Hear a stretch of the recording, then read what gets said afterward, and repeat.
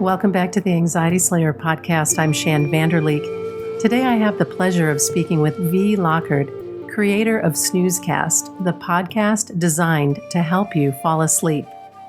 As someone who has personal experience living with anxiety, Vee knows exactly how anxiety can sneak into bed with you, even if you have felt ready for bed all day. Vee and her husband started Snoozecast to share their love of this simple but effective tool that helps people who have trouble falling asleep. Welcome to Anxiety Slayer, Vee. Thank you, Shann. I'm so happy to be here. It's wonderful to have you, and I must say, I really enjoy Snoozecast. I do. I love that I get to choose if I want to listen to poetry or fiction or nonfiction or original stories. It's such a creative offering, and it really is incredibly relaxing and so soothing. So kudos to you. Thank you. I love hearing that. We try to put out a lot of diverse offerings, for sure. You do it, and you do it well. And congratulations on your success. You've got hundreds of podcasts, millions of downloads, and so you're definitely serving the community who we hear from a lot, who is, I can't get to sleep. What do I do? What do I do? And Snoozecast is a great remedy for that. Let's dig right in and have you share the story, the inspiration for Snoozecast, how this all came together for you. My husband and I were both having some trouble falling asleep at night, and we were trying different ways separately and together to fall asleep. For me, it was occasionally having a little trouble falling asleep. For my husband, it was a little bit more of a regular thing, trying to find maybe some kind of not too interesting YouTube video to watch while falling asleep or music. We started to read to each other, actually, first. We'd pick a book out, and then we would take turns every night, alternating who was reading to the other person. And one of the things we noticed is that not only was this a great way to get in more reading and less of just watching something, but it also, and it was really fun to do, but it also, especially for my husband, it was making it so he was able to fall asleep a lot quicker than he would if left to his own devices.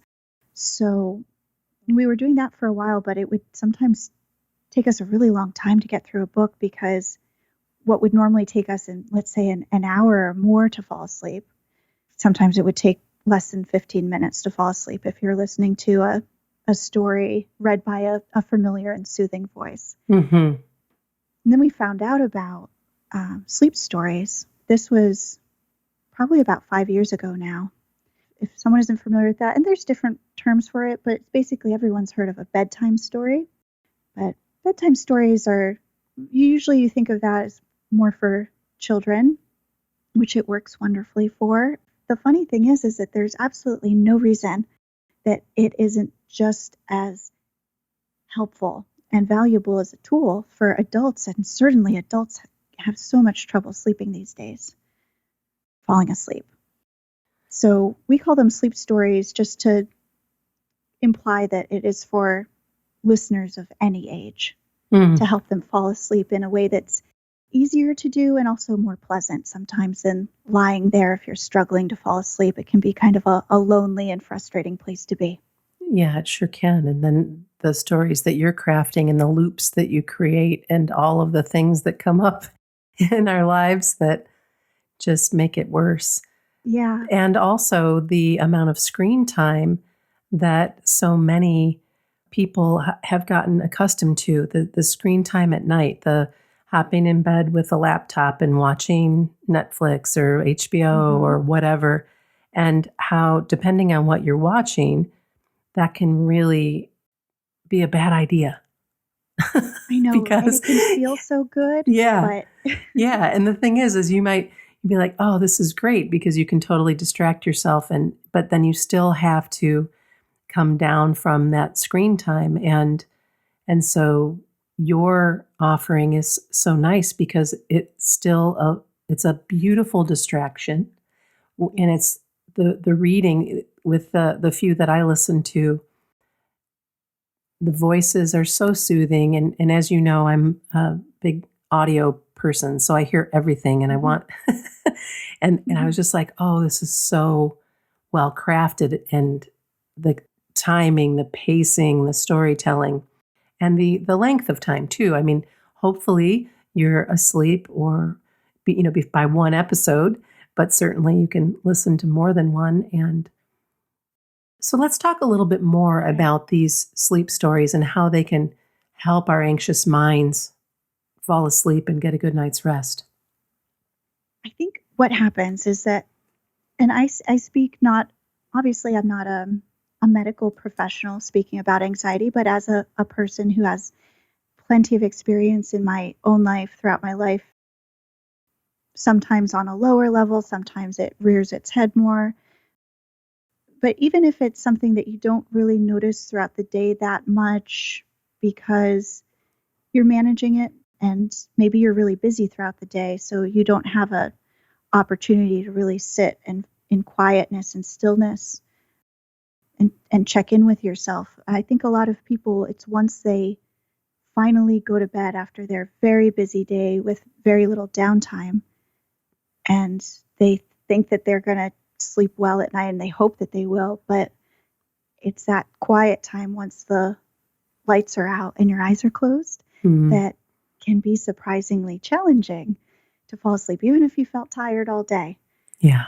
So and that's something that I experienced too, is that it would take me an hour or more sometimes to fall asleep when I was having trouble falling asleep on my own. My mind would just all of a sudden go into, it felt like it was like overdrive, thinking about everything and not being present in the moment and really struggling with that. So there are a lot of ways that you can help yourself fall asleep easier, and I've tried lots of different ways, but the one thing I can say about sleep stories is that it's completely effortless. Yeah. If you just listen, most people will think, if they've been struggling with sleep for a while, that, most of our episodes are around 30 minutes. They'll think, that's not enough time for me. I need more time.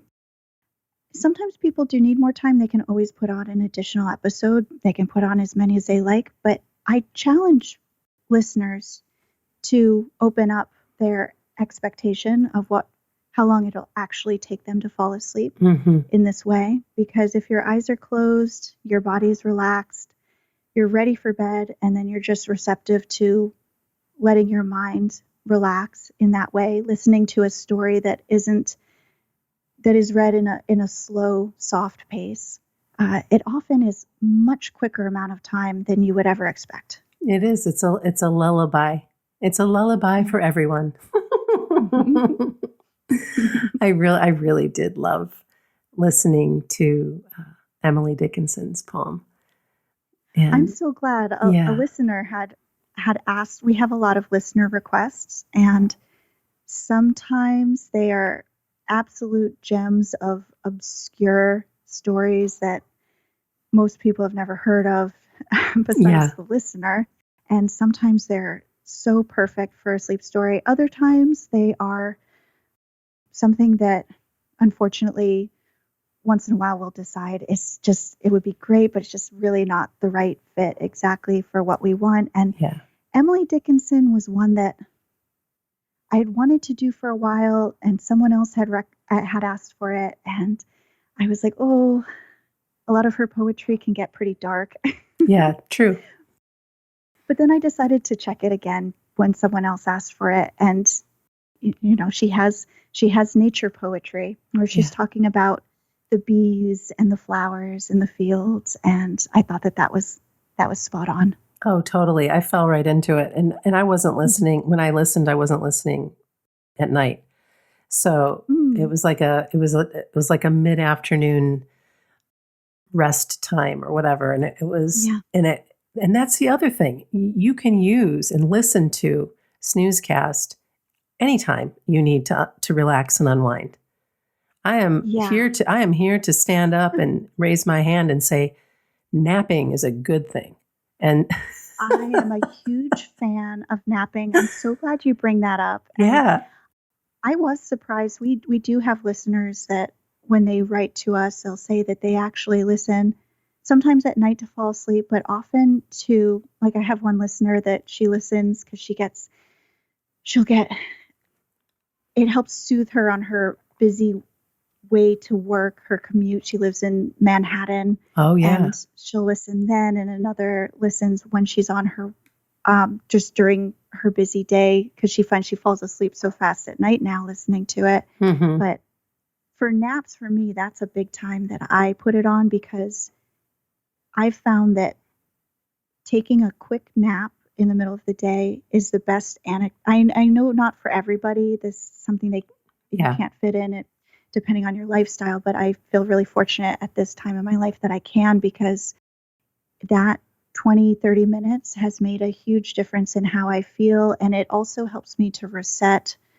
any kind of emotional weight or Yeah, of anxiety course. that I was feeling. I wake up feeling refreshed, but I can't just I can't just lay down and close my eyes in silence. I'll end up having a 20-minute session of thinking then. Right. Right. Your own board meeting in your bed. Exactly. Yeah. It must be so satisfying knowing that you and Nick are helping thousands of people get a better night's rest, get a better night's sleep. It really is. When we started the show back at the very beginning of 2019, we were doing it because we were really passionate about sleep stories as a tool to help people fall asleep, because it had helped us so well. And we honestly didn't know anyone else at the time. That it's not like we had friends that were also into them or something. Sure. But we were. Yeah, yeah. And the And we were timing was into them. perfect too, when you think about everything that happened in the world after you got started. Yes. Yep, absolutely. And, at the time, what we were listening to, we would actually run out of sleep stories that we liked. They wouldn't come out fast enough for us, because we were listening every night for quite a while, probably a year or so at least. So that's when we started to think up making our own show that would come out very regularly and consistently. Yeah, you have multiple episodes per week, don't you? 3 episodes a week. Yeah. So it's Monday, Wednesday, Friday, ever since we started. That was really important to us, to have there be a variety of different options and have it be every week, and have you not, as a listener, not wonder, oh, when's the next one coming out? Is it going to be a few weeks from now, or who knows when? Right. Well, and that support is everything, and the consistency, and knowing that this is something that you guys, this is a heart project. It's a heart-centered project. Yeah. There's no doubt about it. You can feel that when you listen, and I can feel that in having a short conversation with you, that it really matters. And you guys show up and do your thing. And then the listener is so blessed to have so many choices. And especially if they're just finding you now, they have hundreds of choices to get started. Yeah, over 400. Yeah, that's so awesome. Over 400 choices now. And it has been really wonderful, because it is a project of the heart. And then very quickly after we started the show, I got pregnant, which we weren't expecting to necessarily happen. It'd been years of trying, kind of thing. So really going along with starting the show that first year, 2019, there was this added excitement and also challenge of continuing that pretty ambitious production schedule and recording schedule. Yeah. With the pregnancy happening, and then with having a newborn at the same time. But we just felt like it was so important to us that we continue to remain there consistently for our listeners and offer that. Yeah, it's such a contribution. And one thing that I'd like to bring up as well is that also it's a natural way to get to sleep, because so many are looking for this supplement or this sleeping pill or this, this whatever. And I'm not judging that. You need to do what you need to do. But if you can do it naturally, it's one of the reasons why Ananga and I talk about having bedtime rituals and the things that you can do for your body to really bring it all down, get your energy where it needs to be really sweet with yourself and have this practice so that when you do get into bed, you have a much better chance at falling asleep quickly than you would if you didn't do it. Now, if you do the practice that we've been recommending for years and years, plus Snoozecast, then you're really onto something. Yeah, the rituals are so important to have this kind of consistent expectation of what for your mind to transition, because the body can be exhausted and have no trouble falling asleep. It's the mind that's needs a little bit of finessing. And so having the sleep bedtime rituals is really helpful, and also just allowing yourself that amount of time to transition from busy day to sleep. It's not just turning out the lights. It just doesn't work that way in our hectic modern day lifestyles. And then on top of that, insomnia is such a issue just in the US with adults, it's a third to half of all adults experience insomnia at some point. And it's understandable that they would turn to over-the-counter sleeping pills or supplements, prescription medications to help them at times. But what I've found with those is that there's problems with it, which is and for some people they work really well, but no matter what, it doesn't seem like it's a something that you can do for the long term. Yeah, it's not sustainable. It's not sustainable. Exactly. Yeah. That's the word I was looking for. Yeah. So having something like a sleep story that doesn't have any side effects, it's not going to make you feel groggy the next day. I'm somebody that's very, very sensitive, so are sensitive to medications. So they'll stay in my body, I feel like, for longer than for other people, it seems like. So, Me too. We have that in common. Yeah. So like something that someone says is just a mild over-the-counter medication that is a very common one that helps people fall asleep easily. For them, even if I take a very small amount, I'm going to be feeling it the whole next day, which sort of defeats the purpose of taking something to help you sleep well at night. I had that experience with melatonin. Yes. It worked, but I had a hard time shaking it off the next day. And that was a really small dose. But I do know that it works. I do know that it works quite well for a lot of people who use it. And again, you have to check in with yourself and know what works best for you. But wouldn't it be wonderful if you didn't need to take anything? All you needed to do is take in a podcast. Just listen to a sleep story. It's true. And what I've found and what I've heard from many listeners too is that there's this beautiful thing we're talking about.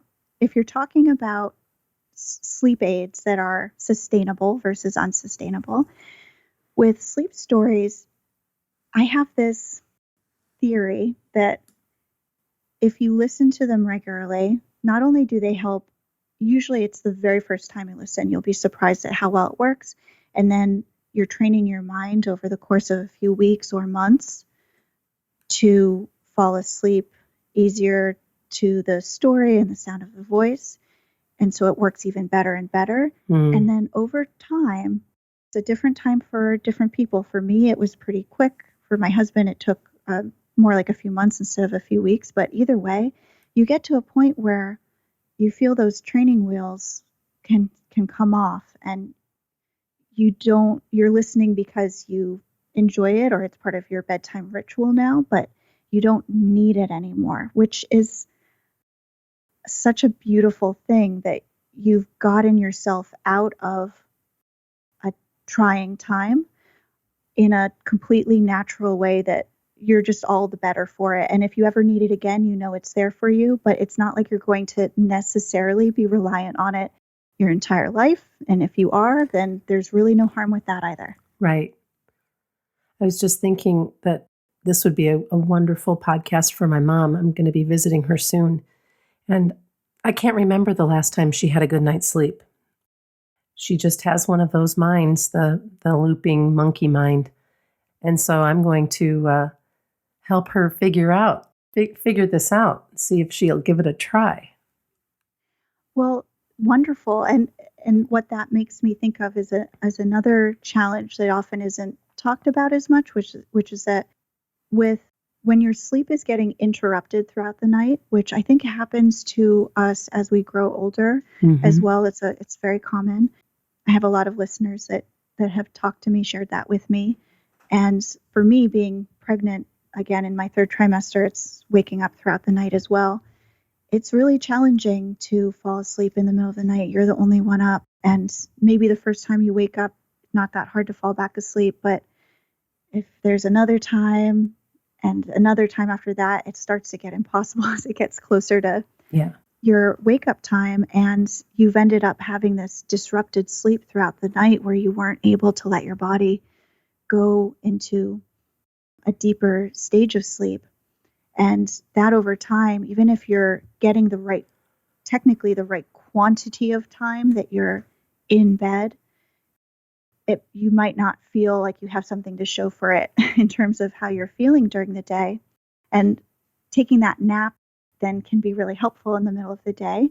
But also having a way like a sleep story to very quickly, surprisingly quickly, falling back asleep to get back into sleep in the middle of the night is also a great time. It's not just for bedtime.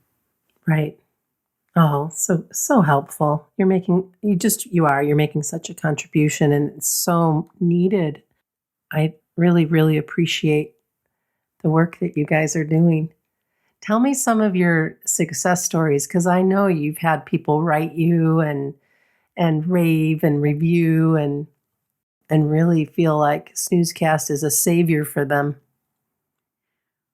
Well, we've had so many listeners write to us either privately or through reviews, of course, about having experienced trauma in their lives, for one thing, or, grieving is another common one, along with just having, if they struggle with chronic pain and other illnesses like that, where sleep is very hard to come by for them. And sometimes it's been years of struggling to fall asleep. And if you're just getting an additional, let's say it usually takes you an hour or more to fall asleep every night, and now you're falling asleep in 15 minutes, let's say, that really adds up. It might not seem like it's that much time, but it really makes a big difference over time in both how much sleep you're getting, but also in making bedtime something that you stop dreading and can start looking forward to. Because I think something that generally can help is to move your bedtime if possible. I know everyone's really busy, but if you can move it just a little bit earlier to give, like we were talking about with having that transitional time to allow yourself to move towards sleep, that can be really helpful. Totally. I used to be a night owl, and I have somehow dialed it back and tend to be in bed between 10 and 11. And that is a sweet spot for me right now for falling asleep and for getting a good night's sleep. Me too. Prior to that, I would stay up until like it seemed like I would get like the second wind at 11, and I would be up until 1 or 2 in the morning, and then trying to function. And while I'm an entrepreneur and set my own hours and can do whatever really I want to do, that wasn't working for me. So I found that just by moving it back little by little by little, that was naturally helping me get to sleep sooner. I was changing things up a bit, and it was a big help. It is interesting how I know, because when I was hearing you describe what you experienced with going to bed later and you would get the second wind, yeah, you kind of you pushed past the first window where you might get a little tired, Right. and then you get the second wind, and it would have been hard to fall asleep in the middle of that, and then you have to wait for the next one to happen, which might not be till, the early hours of the morning, like 1 a.m., 2 a.m. or whenever. But over time, then that means that you're living a sleep deprived lifestyle. Right. Exactly. And that's one of the reasons why I brought up my sweet mama. Like, oh, her sleep schedule and her it's so crazy. So this is going to be, her birthday's coming up. And so one of my presents will be making it very easy for her to try it out. Oh, nice. I always make everything available, but moms are kind of like kids. You can put it in front of them and they're either going to do it or they're not. Yeah. And so this is such a great conversation. I'm really in the space of, I've got a big smile on my face, knowing that the anxiety slayers who have been with us now for almost 12 years have something new, a brand new tool if they haven't found you already, and that they can check out. Tell me anything more that you'd like to share before we part ways for the day. Well, okay, so I know that you said that we could talk about anything on the show, so I just wanted to say that I loved some of your episodes recently. I feel like there might have been more than one episode where A Course in Miracles was brought up. That's very possible. That would be in my That would be in my wheelhouse. Yes. That just reminded me of how I come into making Snoozecast. Partly what informs it is that I was a yoga teacher for a long time. I'm a yoga student. I've been practicing it seriously for years and years. And I was lucky to stumble upon a teacher who that was what he was teaching. And that really made a big difference in my life with the combination of the yoga practice and then having this spiritual foundation for it, or something also kind of intellectual to wrap my mind around for the more existential aspects of living with anxiety in your life. Oh, yeah. So I just wanted to bring that up, Shann. A lot of the different episodes have meant a lot to me, listening to them, and the ones where it's been mentioned things about yoga and anxiety, and also there was at least one where it mentioned A Course in Miracles was really cool to hear, because it's not something I usually think of. I don't normally bring that up to people. And yeah. Well, if you've listened, you know that Ananga and I are both very spiritual women with completely different backgrounds and upbringings and ideas about things that just kind of mesh together. So like you, I became a yoga teacher back in, I think it was 2008 when I got my certification, and I taught for a while. I haven't taught for years, but I would do different play shops, and my yoga practice is incredibly important to me. And it's one of the reasons that Ananga found me, because I was coaching and doing yoga and doing lots and lots of voice work. And so we just kind of found each other, and then started to realize how much we had in common in all of the different ways that we wanted to reach people who were suffering. And I mean, when I met her, I didn't even feel like I even had any anxiety, which is so me at the time. So me, because it was like, what? I'm just going to kick my body to the side of the curb and blah, blah, blah. But yoga made everything different. Yoga helped me leave my corporate job. I give my yoga practice lots of credit for who I am today. That's for sure, as I'm sure you do. Mm-hmm. So I just kind of went on a tangent there, but thank you for bringing that up. I'm glad that you like some of what we're sharing, and that we're willing to go in all different places to bring it forward, because that's what we realize is even more than ever before as we go into our 13th year, we want to bring even more forward of our personal practices beyond all of the tools and modalities to help you with anxiety, but the other things that you can do to really bring the sweetness and joy and expansion and grace into your life. Mm, that's beautiful. Yes. All right. Well, V, I really appreciate you so much. I'm glad that you carved out time to be with me today and you shared so many good tips, and your work and creation of Snoozecast is fantastic. Thank you for joining me on Anxiety Slayer. Thank you so much, Shann. I'm really so happy to be here. And I just feel like speaking about the work that you do with offering tools to help people manage their anxiety is so important. Oh, thank you much. That was Vee Lockhard. Listen to Snoozecast at snoozecast.com and wherever podcasts are playing. And be sure to subscribe to their snooze letter.